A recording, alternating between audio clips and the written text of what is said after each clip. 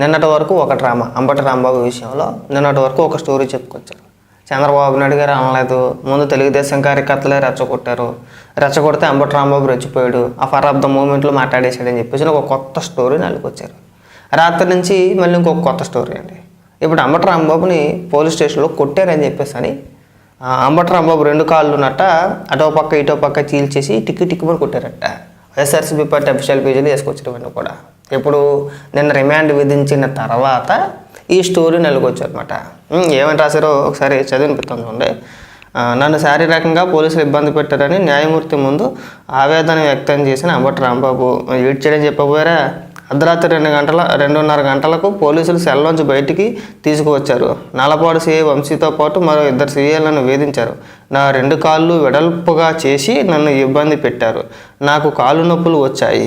మేము చేసే పని తప్పని మాకు తెలుసని సీఐ నాకు చెప్పారు. కానీ పైనుంచి మాకు ఒత్తిడి ఉంది, అందుకే ఇలా చేయాల్సి వచ్చిందని సీఐ వంశీ చెప్పారు. స్టేషన్లో నన్ను ఎవరిని కలవనవ్వలేదు, నాపై దాడి చేస్తే నేను కంప్లైంట్ ఇస్తే తీసుకోలేదు అని న్యాయమూర్తి ముందు ఏడుస్తూ ఆవేదన వ్యక్తం చేసిన అంబటి రాంబాబు. అంబటి రాంబాబు ఆవేదన మొత్తాన్ని రికార్డ్ చేసిన న్యాయమూర్తి సిగ్గనిపించట్లా మీకు అసలు కొంచెం కూడా? ఆడేమో దొనమొక్కలాగా టిక్ నడుచుకుంటూ వెళ్తుంటే చూసాం కదా విజువల్స్లో. మీ సోషల్ మీడియాను వైరల్ చేస్తున్నారు.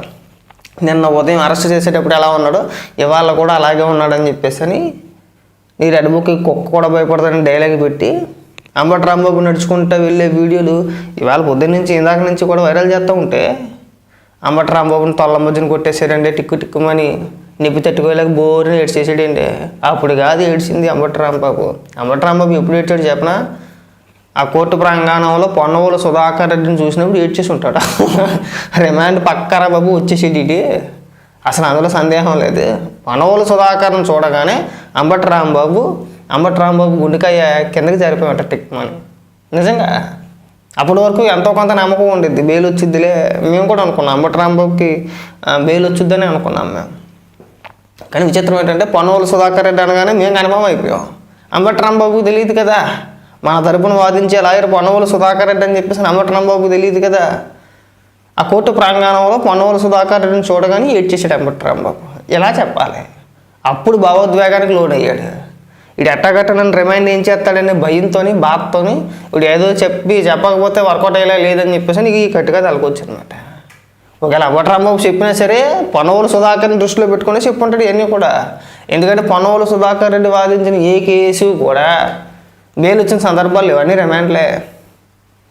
రిమాండ్లే.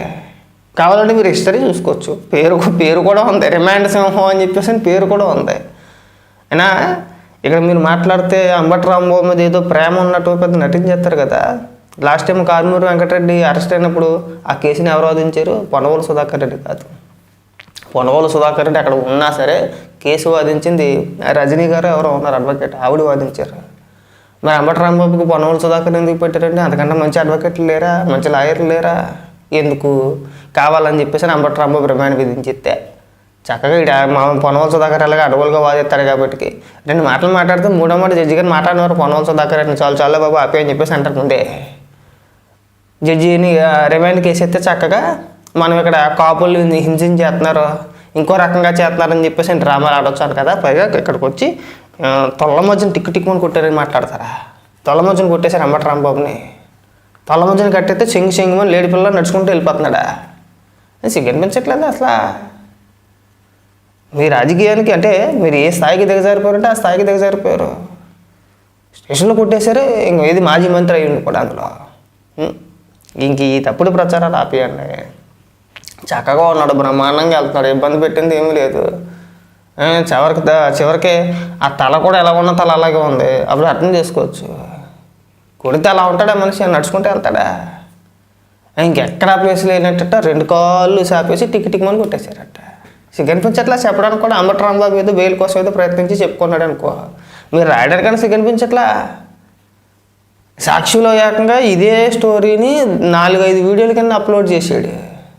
ఒకసారి కాదు, ఒకసారి మీకు చూపిస్తాను చూడండి సాక్షులు ఎంత దారుణంగా చేశారంటే. అంబటి రాంబాబు పరువు తీసేసినట్టు కదా, కాళ్ళ మధ్యన కూడా తేడం తట్టుకుంటాడా? పైగా సాపేసి అటు ఇటు సాపేసట. ఏం కట్టు కథలు వెళ్తున్నారు నాయన. సాక్షులు ఏమని చెప్పుకొచ్చారు?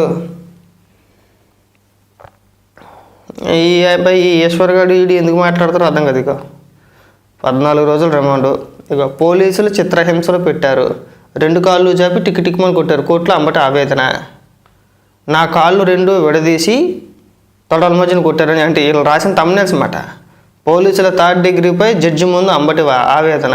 అంబటి రాంబాబు ఆవేదన ఈ పనవలు సుధాకర్ రెడ్డిని చూడగానే వచ్చి ఉంటుంది, అంతకుముందు లేదు. ఉందా? ఇక అన్నీ అయ్యే వార్తలు రాసుకొచ్చారు. 1 కాదు 2 కాదు. అంబటి హత్యకు ప్లాన్ కుట్రబెట్టిన స్వాతి చౌదరి. ఒక కార్యకర్త చేసిన ఒక ట్వీట్, ఒక పోస్ట్, అందులో ఉన్న అంశాన్ని తీసుకొచ్చి ఏకంగా డైరెక్ట్గా చేసేసారని చెప్పి మాట్లాడుతున్నారు. సిగ్గనిపించట్లే అసలు. మీరు రెచ్చగొట్టడాలో, దాడులు చేయడాలో, మీ ఆర్తనాదాలో నోటితోలు తగ్గించుకుంటే ఇవన్నీ ఏముండవుగా. సింపుల్. మీరు ఎందుకంటే పెద్ద పెద్ద పదాలు వాడతారో, ఇక విద్వేషాలు రెచ్చగొడతాం అని చెప్పేసి అని ఇంకొకటి ప్రాణాలు తీసేస్తారో, ఆ నోటితోలు కాస్త అదుపులో పెట్టుకుంటే ఇంత రచ్చ ఉంటుంది కదా. లకారాలతో సంబోధించితే ఎవడు ఊరుకుంటాడో. ఆ జోగి రమేష్ అయినా సరే ఇష్టానుసారంగా మాట్లాడితే ఎవడు ఊరుకుంటాడో. సిగ్గనిపించట్లా. ఇంకే నాయకులు మాట్లాడట్లేదా? ఒకవేళ మీరు చెప్పినట్టు నిజమే అనుకుందాం, ప్రశ్నించే ప్రతి ఒక్కరిపైన కేసులు పెడుతున్నారో లేదంటే దాడులు చేస్తున్నారో కాసేపు అనుకుందాం. మిగిలిన వాళ్ళు ఎందుకు మాట్లాడుతున్నారో, మీరు ఎందుకు మాట్లాడుతున్నారు? సాక్షిలో మీరు బాగానే ఉన్నారుగా కదా. చాలామంది మాట్లాడుతున్నారు, ప్రభుత్వాన్ని బోల్డ్ మంది విమర్శిస్తున్నారు, ఎవరిపైన ఎలాంటి దాడులు చేయట్లే. ఈ డొల్లు మర్చిపోయి నన్ను ఎవడో ఏం చేయలేలే, ఇంక నేను రాష్ట్రంలో పెద్ద నాయకుని అయిపోదాం అని చెప్పేసి అని ఫిక్స్ అయిపోయాడు. లకారాలతో సంబోధించి మాట్లాడితే అలాగే ఉంటుంది. మరి ఎవడు ఊరుకుంటాడో? నువ్వు ఊరుకుంటావా? మీ నాయకులు అంటే మీరు ఊరుకుంటారా? పైగా రిమాండ్ వేస్తారంటే వాళ్ళు వచ్చేసి కొట్టారని చెప్పేసి ప్రచారం తీసుకుంటారు. సిగ్గర్ నుంచి అట్లా కొడితే అలా ఉంటాడు మనిషి. కొడితే అలా ఉంటాడు మనిషి. పైగా ఈ మీద ఇంకో దిక్కున కాదట, 2 కాళ్ళు చాపి టిక్మని కొట్టారట. దిక్మలి ఎడవతానం అంటారు దీన్ని. ఇంక అబ్బాయి కౌరులు చెప్పమాకండి. మీకు నిజంగా అంబటి రాంబాబుని బయటికి తీసుకురావాలని ఉద్దేశం ఉంటే పనవల సుధాకర్ రెడ్డిని ఎందుకు పెడతారండి?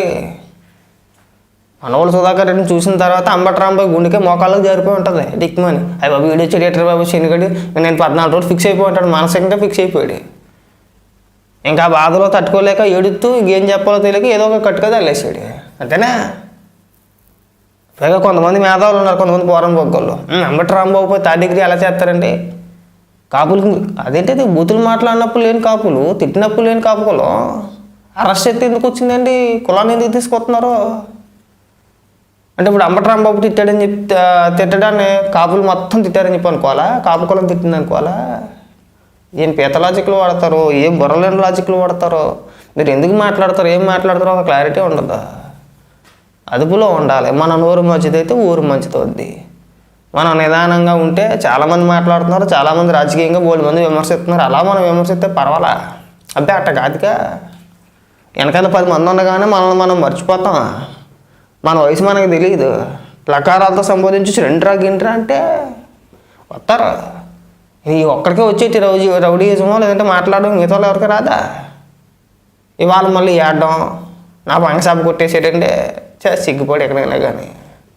ఇలాంటి మాటలు రిపీట్ అవ్వకుండా, మీ పార్టీ నాయకులకి ఆదేశాలు ఇవ్వకుండా ఇక్కడికి వచ్చి పైగా ఏడుపులు ఎడుతారా? అంబటి రాంబాబుని కొట్టారని ఇంకోటి అని చెప్పేసి సిగ్గనిపించట్లా. ముందు ఒక ఆదేశాలు జారీ చేయండి. ఎవడొక్కడ బూతులు మాట్లాడద్దు, రాజకీయమైన విమర్శలు చేయండి. ఆ తర్వాత మన ఇష్టం. మీరు రాజకీయంగా విమర్శిస్తే ఎవడ మిమ్మల్ని ముట్టుకునేది ఏముండదు, ఎవడేం టచ్ చేసేది ఉండదు. లేదంటే మేము బూతులేం మాట్లాడుతున్నామంటే ఇప్పుడే కదా స్టార్ట్ చేశారు చెక్కడం, చెక్కుతారు. ఎవడ మాట అన్నా చెక్కుతాడు. అంబటి రాంబాబు ఇష్యూ జరగగానే జోగి రమేష్ గారు మొదలెట్టేసాడు అమ్మటే. ఇక్కడ ఆడు ఎదవలని ఇంకోటని మాట్లాడుతూ ఊరుకుంటారా? అంటే మీరు అధికారంలో ఉన్నప్పుడు బూతులు మాట్లాడేసి అధికారంలో లేనప్పుడు బూతులు మాట్లాడితే ఇక్కడ చూస్తా ఊరుకుంటారా అండి? ఆ రోజు మీరు అధికారంలో ఉన్నారు కాబట్టి, వ్యవస్థలన్నీ మీ చేతిలో ఉన్నాయి కాబట్టి ఈ ఎదవలు అంతేలే అలాగే మాట్లాడుతున్నారని చెప్పి వదిలేశారు. ఇప్పుడు కూడా మాట్లాడితే చేతకాని వాళ్ళని తీసుకోరండి.